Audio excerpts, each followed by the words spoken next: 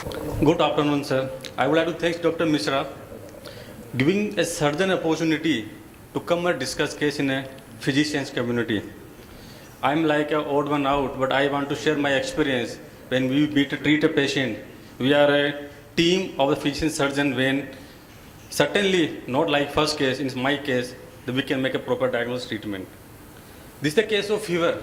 Dr. Atul Parekh has already started debate on the fever. Fever is not a nightmare for a physician only. It is also a nightmare for a surgeon also. When surgeon comes in the picture, one thing is sure that the cause is identified. We can treat the patient.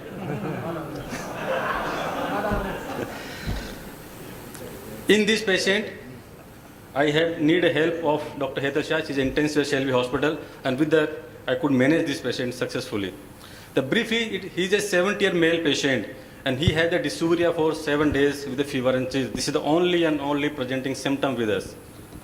Otherwise, he is hypertensive, diabetic, had a cataract surgery.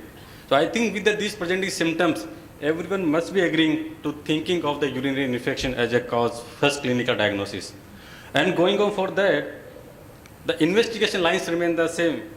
We go for the routine blood test, urine test. Unfortunately, this patient urine was sterile, routine was normal, but counts was very high.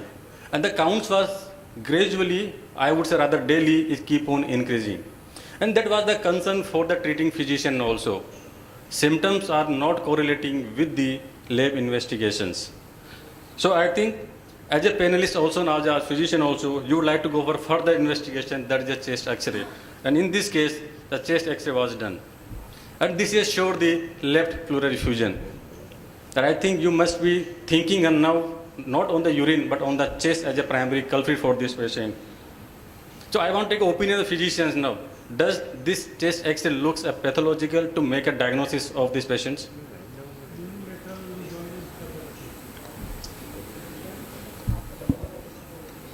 See, it would be difficult to tell just based on this. Any patient with a chronic history can have bilateral costophrenic angle blunting. So you need next investigation, that is sonography done. Absolutely. That shows splenic abscess. Size is defined, so we know the diagnosis now. So patient was treated with this diagnosis for 5 days, as I showed in previous investigation slide. But despite the empirical antibiotics, the counts was gradually increasing.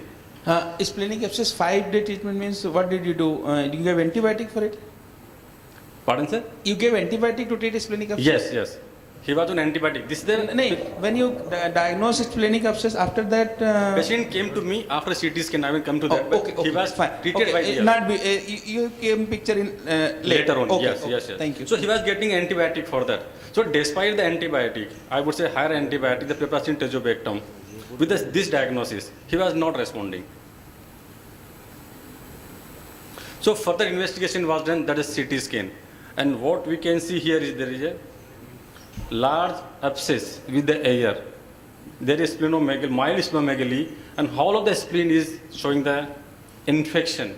When we see the air in the CT scan, any organ, that signifies the infection. So there is a splenic abscess. So I want to ask the panelists as a physician, with this diagnosis, do you need some more investigations? No. We want to remove spleen. As a surgeon, I keen to know what is the cause of the splenic abscess. Yes. I want to comment something. Look, spleen. Sorry? Yes, he is a diabetic. She's there. Then my question is, What is the cause of splenic abscess? How do you investigate as a physician for a cause of splenic abscess? Or how we should investigate this patient? Treating a different part altogether. But same time, we need to know what is the cause of splenic abscess. It must be not a routine infection that we get routinely. I think I agree with you. It's not a routine. We should find another primary cause that happens. That is a causative factor for splenic abscess. We should find what 2D echo to rule out infected endocarditis. Yes. So we done the 2D echo. There was no vegetations. Ejection fraction was normal. Okay. Fine. What else? So now let me come to the till now. What he wants to know: the fever with splenic abscess. What are the causes of splenic abscess? Number 1, 2, 3, 4, 5. Sickle cell doesn't cause splenic abscess. It causes splenic contraction. So any abscess, any infection which is lasting for more than a week time can cause splenomegaly, but not splenic abscess. Splenic abscess will happen only when some problem is there in immune system. Your spleen is not functional. Some phagocytic HIV negative. Negative, We yes. expect HIV, HBsAg Yes, negative. they are negative. Doesn't have any history of malignancy. No, no, sir, no. Only he was diabetic. Yes. So diabetic patient with splenomegaly, with splenic abscess, apart from infection, some fungal infection can happen. Fungemia is one thing which can happen to the any fungal infection can cause if endocarditis is ruled out. But one thing is for sure, infection which is not being taken care of by immune system can cause splenic abscess. In diabetic patient, since patient is immunosuppressed, any of the infection, it will not routine bacterial infection. You may not find the source also, but any infection can get settled and cause splenic abscess because immune system is not able to take care of that infection which is ongoing. So, surgeon's point of view, I think the cause may not be identified. Not identified, yes. Okay, sir. Yes. Just one, History yeah, of No, trauma is sir. there? No, that positive history, sir. that's what history of trauma with a previous hematoma can also form. That is Yes, what- yes, exactly. One It's is not- that, and I think we should also look for. I mean, once we rule out all these things, common causes of even though you have done a transthoracic, I think you would still be justified doing a transesophageal. I don't know, the Transesophageal, panel will yes, agree yes. with me. Yes, in because And I Effective agree that we should endocarditis, allow regularly for rule out. transesophageal. not regularly in this particular In these type of cases, Yeah. splenic abscess And cases, one you more don't- possibility is sometimes primary splenic malignancies can actually, if it's a rapidly developing, growing spleen, possibly in the background of diabetes, may present with the splenic abscess. So I think that's the And next. our that of country, course. we are endemic, we are a country of malaria, and a patient comes from that zone, even splenomegaly may that. Again, baseline is that something is going on with this patient, that his infection is not being taken care by his RES system, and that's why you have spleen as there is abscess in his spleen. That's a basic defect, Yes, immune sir. defect, and it can be any infection. That if you want to know the precisely organism, you have to go for culture and to find out where source. If you really want to localize, if you really are interested apart from spleen, where other can be source, get PET scan done for this patient. Probably you may find somewhere something that may be a source of the continuous spreading of the infection for this patient. If you want to look, but Okay. splenic abscess, if nothing is there, all routine things are fine, culture are negative, we will go directly for splenectomy and send the culture for that. So we do Any- the Excuse me, Yeah. Yes, sir. Rajesh. Excuse me.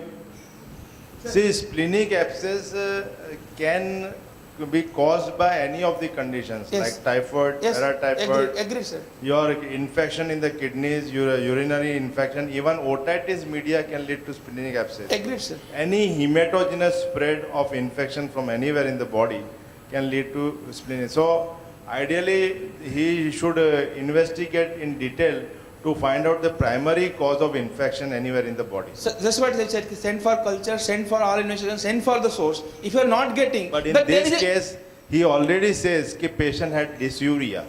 This So is why what- not the urinary tract infection is the reason for splenic abscess? It can be there, sir. But he's saying urine culture was negative. Presently, Sir, other but- imaging yes. was normal. But reports are not substantiated the urinary infection, clinical infections, because urine examination, routine culture was sterile. And one more thing, because there was a splenomegaly, so maybe that spleen was continuously irritating that part. There can be dysuria may not have been the clinically significant, but it would have been referred problem. If it was a pain only, probably. But that's what I'm saying. But since there was a splenomegaly with abscess, that could have been the referred pain for also. We don't know. But since it is negative, that's why I'm trying to explain. It could have been a reason. I'm not very sure. Since he has ruled out urinary tract infection, since he has ruled out this thing, we have to look other sources as well. So I also done the blood culture, that was also sterile. So far, we could not make that primary source of the infections. So at the time of admission, the patient was febrile, having the high grade fever with tachycardia, tachypnea, and maintaining the saturation at the room air. So at the time of admission, we make a diagnosis splenic abscess with the sepsis, with the left floor effusion, hyponatremia, hypoproteinemia, hypertension, and diabetes with the ketoacidosis. As he was getting the higher antibiotics, we changed to the meropenem, levoflox, and added the supportive treatment for him also. Do suggest what should be the next line of treatment for these patients? Splenectomy will be the first answer Yes. for this testing. In fact, the splenectomy and your histopathology may give you the answer as well. Yes. And send culture, different. Sir. And I think I would probably start a gram-positive cover also. The abscess, it's an abscess. If there is abscess, gram-positive some infection, then Vancomycin would be the right thing. So I have shown the CT scan, they're showing the gas, so that makes it infected. But otherwise, the line of treatment remains the antibiotic. Either you like to step up the antibiotics. There is an approach whether conservative or whether the source control intervention should be done for the patient routinely. But in this case, justify the source control. Now, question comes: how we should control the source? Whether it is a non-surgical drainage or the surgical drainage. And this is the case where it is an infected, large, and going to a difficult surgery. Even interventionist radiologists, they refuse to do the procedure for this spleen. And usually they do the drainage when there is a large liquefied collection. That is a unilocular collection that is easily drainable. And in this case, there was a debris also. So interventionist radiologist suggested go for a surgery then the drainage. And based on that, we decided to go for a surgery for this patient. And patient very next day was operated. There was 100 cc foul smelling abscess was there in the spleen. It was a technically demanding procedures, and we finished the open splenectomy. And the pus that was took from this during surgery was sent for culture that grown the E. coli and sensitive to the mostly all higher antibiotics. That is the peptazone, cipaperazone, imipenem, meropenem, and colistins. So after the surgery for initial 2 days, overall patient remained stable, afebrile. We started oral feed that he was tolerating, abdomen was soft, sugars were well controlled. The drain placed during the surgery, the draining was the normal range, less than 30 ml per day by the day 2. But on the day 3, patient have some unusual presentation. That was he had a tachypnea, had a decreased urine to the left lower zone. Although urine output is good, abdomen is soft, counts started rising from here. So I want to know from as a physician, what is the clinical deterioration? What is the cause of clinical deterioration after the surgery, after the source control? Usually on the day 2 or day 3, when source has been controlled, things should be normalizing. I want to ask a question. Why not pigtail drainage of the splenic abscess? Yes, I answered the pigtail drain is suitable when there is a liquefied content, the first point. Second, it should be uniloculated. And on assessment of this collection, on sonography, it was more of debris than the liquefied collection. Even we put the pigtail, it is not going to drain the collection outside. So source control will not be effectively. Most of it was air, and with 14 French pigtails generally, I'm an intervention radiologist. Yeah, it is. We took their Generally it opinion, comes out but with, there are more of debris than the liquefied. I told earlier, if there is more liquefied necrosis, always go for a pigtail drainage, not the surgery. And one more thing where I differ for the doing pigtail regime. Because this patient was in sepsis and with this kind of spleen, probably we will be not very safe, feel very comfortable in putting pigtail and again waiting for some time, because you will not be able to drain out everything. And here, even one drop of the things are remain in a spleen, patient will keep on getting worse. So probably things which are very walled off, very contented, very good for doing intervention procedure. But here probably all of us will agree for doing splenectomy. That's what maybe later on we'll have more experience for draining with pigtail think of, but not in patients who are frankly septic and getting worse with this kind of patient. Yeah. And rest of the spleen also wasn't normal. There were several areas of sort of necrotic tissue. So pigtail is not, it may initially solve the problem. If the patient is very sick to be taken to the operating room, yes, you may put a pigtail, but otherwise splenectomy was the right In fact, choice. I think putting a pigtail here may end up with a lot of bleeding also with this kind of. So why did this guy get a fever again? Yeah. Well, there may be collection at the surgical site. There may be an empyema Left basic because there was already an collapse, effusion pneumonia that side of the maybe. lung. Or left-sided pneumonia possibly developing secondary to. That's a very common after this surgery. The same thing is also thought of. Either it is a drug-resistant sepsis, because we didn't get the report by that time when patient had this presentation, or maybe some undrained or hidden source of infection despite draining the surgically also, and then maybe left lung infection also. So should we change the antibiotic during this period, within a 48 hours, when we are not getting the culture-based antibiotic report? Yes, sir, I will come to that, sir. Just before changing antibiotics, because this patient only counts the corner, but he's not getting, is he getting septic also? Developing Sir, I just show he become tachypneic also. but he didn't hypotensive tachycardia. No, tachypnea. Now he just collapsed because of surgery and pain, that's why he has to go to drop. He has become tachypneic because of the pain. One who can't have given good pain, count is on. Rajesh, just And one count has thing. gone up, sir. Yes. In a post-surgical scenario where you think you have done adequate source control, it's unlikely for a surgical cause to develop fever on second day and third. If it develops on second day, you have to think of non-surgical causes, especially like superficial thrombophlebitis, DVTs, all these things, non-infectious causes have to be kept in mind. For a surgery where you think you have done adequate source control on day 2. That is the reason I thought of either lung infection or then drug-resistant sepsis. The culture report I have read, what organism. Before going for drug-resistant sepsis, what we are interested in knowing, did you look for the source? Was there any collection? Was there a lung collapse? Was there anything extra which is collected? If it is not, then we are directly going for the non-infective causes of second day causes of fever in this patient, and which Hemant has rightly mentioned could be the reason for it. Lung collapse.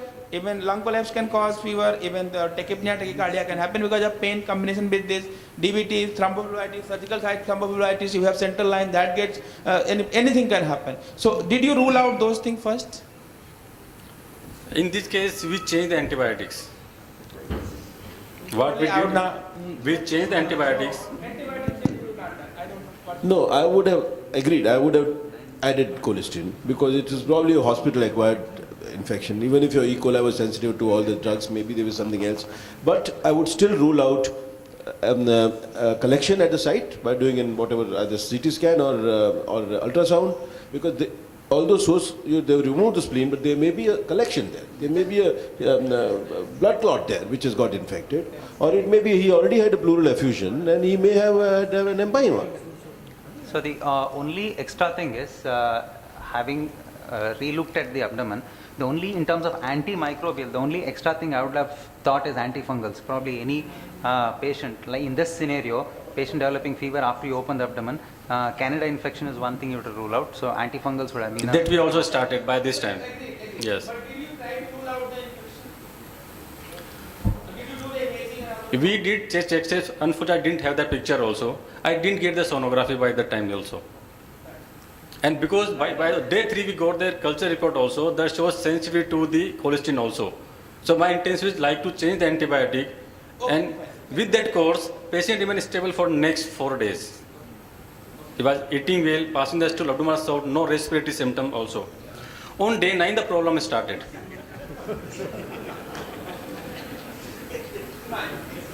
The problem was he became the tachypneic, he had the hypoxia, had the And that tachypnea. is, sorry to interrupt, and that is when he called in the physician. Yeah. No, sir. It is the physician was integral part of this treatment. This also. I never call physician at one time. They involve the men in the team, sir. Joke, but don't take seriously, Avinash. To summarize the course of patient, because I have a lot more thing to discuss, I divided the area where patient went stable during this period of time. So day 9 patient become symptomatic, in form of respiratory symptoms have come up. And we did the chest X-ray. ये तो पहले से भी उतना था, कोई बहुत फर्क नहीं पड़ा. Not had much change, not much. Did you do ultrasound? Yes, Echo, sir. echo and ultrasound? That show the left profusion with the consolidation. Huh? Yes, we done the sonography also. Huh? What did he show? We had the sonography also. Huh? That didn't show the abdominal collections. No, in chest? Chest is the only profusion with the consolidation. Okay, what about the echo? Echo at this time, Yeah. I will come. He To was- that. I will come by sequentially now. How we gone for that? Okay, fine. So when patient had the pleural effusion at this by day 9, what is the line of treatment? I am asking you as a physician, how would you like to manage these patients? When patient had the hypoproteinemia, At 38,000 count and patient not doing well, I'll tap that. Diagnostic, yeah, full tap. yes, sir. So in this case, diuretic has no role, should not be given, or should be added part of that?